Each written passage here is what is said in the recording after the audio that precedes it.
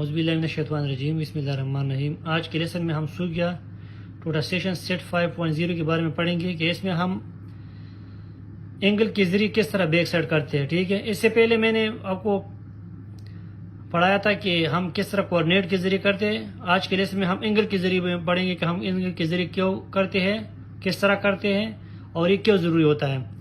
ये हमारे पास for example एक स्टेशन है, ठीक है, और दूसरा बैक साइड है। बैक साइड की जो स्टेशन है, ठीक है, हमारे पास दो बेंचमार्क है, लेकिन स्टेशन के कोऑर्डिनेट्स हमारे पास है और बैक साइड के जो कोऑर्डिनेट्स है वो हमारे पास नहीं है फॉर एग्जांपल। और हमारे पास ये इन दोनों के दरमियान जो बेरिंग बनता है, या हमारे पास इसको हॉरिजॉन्टल बेरिंग हॉरिजॉन्टल एंगल इसको बोल सकते हैं, ठीक है, या हमारे पास को बेरिंग भी बोल सकते हैं। ठीक है, ये जो हमारे पास बेरिंग बनता है, ठीक है, वो आपके पास ऑलरेडी है, लेकिन आपके पास बेंचमार्क के कोऑर्डिनेट्स नहीं है। दूसरे बेंचमार्क एक के कोऑर्डिनेट्स आपके पास है, एक का कोऑर्डिनेट लाजिमी है, ठीक है, कि स्टेशन के कोऑर्डिनेट आपके पास हो, तो फिर हम ये फार्मूला इस्तेमाल करते हैं, ये तरीका इस्तेमाल करते हैं। ठीक है, दूसरी बात यह है कि आप बिल्डिंग में काम कर रहे हैं, ज़्यादातर बिल्डिंग में लोग एंगल से काम करते हैं। ठीक है, तो आप अगर बिल्डिंग में काम करते हैं तो फिर भी आप एंगल का इस्तेमाल करते हैं। ठीक है, यानी आप अगर बिल्डिंग में काम करते हैं तो उसके लिए भी आपके पास अगर दोनों बेंचमार्क के कोऑर्डिनेट्स फिर भी हो, अगर ये है ऑलरेडी आपके पास दोनों बेंचमार्क के कोऑर्डिनेट्स, फिर भी आपको एंगल से काम करना पड़ता है। ठीक है, तो ये लाजिमी नहीं है कि आपके पास एक बेंचमार्क के कोऑर्डिनेट्स है और आपके पास बेरिंग है तो आप बेरिंग से काम करो। नहीं, आपके पास अगर दोनों कोऑर्डिनेट्स हैं फिर भी आप बेरिंग से काम कर सकते हैं, क्योंकि बिल्डिंग में ज्यादातर लोग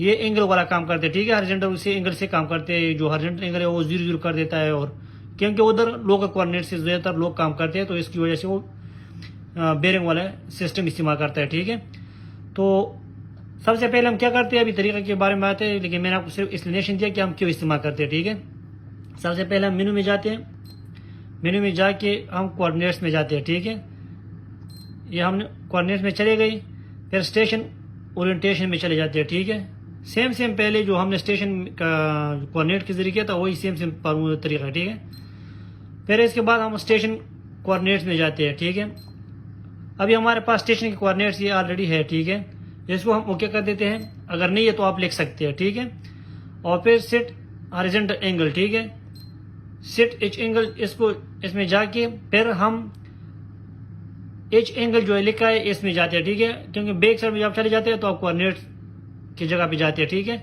लेकिन एच एंगल हमारे पास जो है हॉरिजॉन्टल एंगल, हम उस एच एंगल को प्रेस कर देते हैं या एंटर कर देते हैं। ठीक है, अभी इधर आप हॉरिजॉन्टल एंगल लिख देते हैं। ठीक है, लेकिन हॉरिजॉन्टल लिखने के बाद हॉरिजॉन्टल एंगल जो आपको लिखते हैं इससे पहले एक काम आपको जरूरी करना पड़ता है। ठीक है, ये जो आपके पास जो प्रिज्म है, ठीक है, ये साइड करके फिर आप हॉरिजॉन्टल एंगल लिखो। अगर आपने ये साइड नहीं किया, ठीक है, और आपने हॉरिजॉन्टल एंगल इधर पुट किया और फिर आपने मशीन को घुमाया, ठीक है, तो इसका जो आपने हॉरिजॉन्टल एंगल इधर पुट किया है वो चेंज हो जाएगा। ठीक है, तो आपका बैक साइड में फर्क आ जाएगा। ठीक है, तो इस टाइम आपको बिल्कुल टारगेट पे जो आपका प्रिज्म है, आपको जो दूसरे टीपी पे प्रिज्म है, ठीक है, ये प्रिज्म आपका है, ये जो आपका टारगेट है इसके ऊपर मशीन को लेके आना है। ठीक है, फिर अब ये आप इधर हॉरिजॉन्टल एंगल पुट करना है। और एक बात और, हॉरिजॉन्टल एंगल पुट करने के लिए आप उसको डिग्री मिनट सेकंड में नहीं पुट कर सकते। ठीक है, तो इसके लिए आप उसको डिग्री डेसिमल में लेके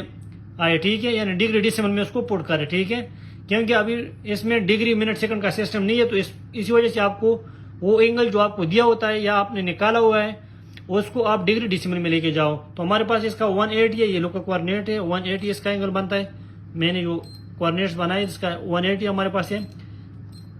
पॉइंट, इधर पॉइंट के बाद जो हमारे पास जो डेसिमल आते हैं वो हम पॉइंट के बाद लिखते हैं। ठीक है, हमारे पास ये 0 है तो मैंने पुट किया। ठीक है, अभी हम क्या करें, अब हमारे पास जो ये एंगल है ये एंगल सेव हो गया। ठीक है, मैंने ये 180 एंगल दे दिया, अभी सेव हो गया, तो इसको हम एस्केप कर देते हैं। ठीक है, एस्केप करो, सॉरी ये जरा स्किप हो गया।